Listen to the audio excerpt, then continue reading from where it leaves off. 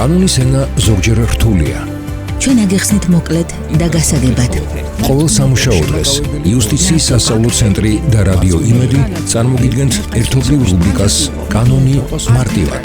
თეა პერტაიასთან ერთად. იცოდეთ, დაიცავით და იყავით დაცული. გამარჯობა, ეს რადიო იმედია. საქართველოს კანონმდებლობით ბავშვად მიჩნეულია პირი, რომელსაც 18 წლისთვის არ მიუღწევია. ყველამ უნდა იცოდეს, რომ კანონით ბავშვზე ძალადობა მისი უფლებების უხეშ დარღვევას წარმოადგენს და დასჯადია. იკრძალება ბავშვზე ფიზიკური, ფსიქოლოგიური, სექსუალური ძალადობა, იძულება, უგულებელყოფა. ამასთან დაუშვებელია ბავშვის ბულინგი და ფიზიკური დასჯა, წესების დაცვის იძულების თუ სხვა მიზეზით.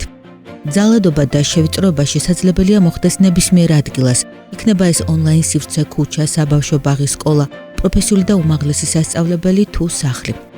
ძალადობის შემთხვევაში სავალდებულოა დაუყოვნებლივ რეაგირება. რადგან ბავშვი სკოლაში დიდ დროს ატარებს, მნიშვნელოვანია, რომ სასკოლო სივრცეში ბავშვის უსაფრთხოებაზე განსაკუთრებული ყურადღება გამახვილდეს. სკოლაში ფიზიკური ან და სიტყვიერი შეურაცხყოფის შემთხვევაში, საგანმანათლებლო დაწესებულების მანდატური, ხოლო მისი არარსებობის შემთხვევაში, სკოლის დირექტორის მიერ განსაზღვრული უფლებამოსილი პირი ვალდებულია. მოსწავლის მიერ სავარაუდო დისციპლინური გადაცდომის შესახებ შეატყობინოს მოსწავლის მშობელსა და სკოლის დირექტორს. მოსწავლის მიერ სავარაუდო სამართალდარღვევის ჩადენის შემთხვევაში შეატყობინოს სამართალდამცავ ორგანოებს. თავის მხრივ მოსწავლე ვალდებულია შეასრულოს მანდატურის თუ უფლებამოსილი პირის კანონიერი მითითებები. ამასთან მასწავლებელი ვალდებულია მანდატურს, ხოლო სადაც ის არაა, დირექტორის მიერ უფლებამოსილ პირს მიაწოდოს ინფორმაცია ბავშვზე ძალადობის ან და ოჯახში ძალადობის შესაძლო ჩადენის ფაქტზე. ასევე თუ არსებობს ძალადობის განმეორების საშიშროება. აღსანიშნავია ისიც, რომ სკოლაში დასაშვებია უკონტაქტო ზედაპირული დათვალიერება. დათვალიერება ხორციელდება აკრძალული ნივთის, იარაღის და აგრეთვე იმ საგნის თუ დოკუმენტის აღმოსაჩენად, რომელიც საჭიროა გარემოებათა გასარკვევად. უკონტაქტო ზედაპირული დათვალიერება უნდა ჩატარდეს მანდატურის ან შესაბამისი უფლებამოსილი პირის მიერ. დათვალიერების თაობაზე მათ დაუყოვნებლივ უნდა შეატყობინონ მოსწავლის მშობელს და ბუნებრივია გააფრთხილონ თავად მოსწავლე. დათვალიერებას უნდა ესწრებოდეს აგრეთვე სკოლის სხვა თანამშრომელი. უნდა ვიცოდეთ, რომ კოლექტიური უკონტაქტო ზედაპირული დათვალიერება დაუშვებელია. დათვალიერების განხორციელების უფლება აქვს იმავე სქესის პირს. გამონაკლისი დაიშვება მხოლოდ იმ შემთხვევაში, თუ სკოლაში არ არის მოსწავლის შესაბამისი სქესის პირი. მოსწავლის საუკეთესო ინტერესების გათვალისწინებით დასაშვებია ასევე განხორციელდეს მისი განცალკევება ემოციურად და ფიზიკურად უსაფრთხო გარემოში.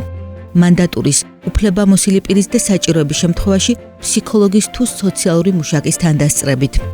მოსწავლის განცალკევება დაიშვება იმ შემთხვევაში, როდესაც მისი ქმედებით საფრთხე ემუქრება სიცოცხლეს ან და ჯანმრთელობას. ან მოსწავლე უარს აცხადებს უკონტაქტო ზედაპირულ დათვალიერებაზე, ხოლო ნივთის აღმოჩენა სხვაგვარად შეუძლებელია. ან მოსწავლე უარს აცხადებს აღმოჩენილი ნივთის გადაცემაზე.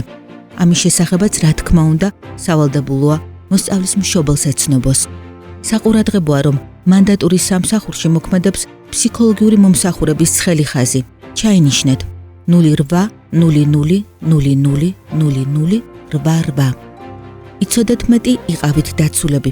კანონის გამარტივებაში დაგვეხმარა იუსტიციის სასწავლო ცენტრის უფროსი ტრენერი ნინო რომაშვილი. დროებით. კანონის ენა ზოგჯერ რთულია. ჩვენ აგიხსნით მოკლედ და გასაგებად.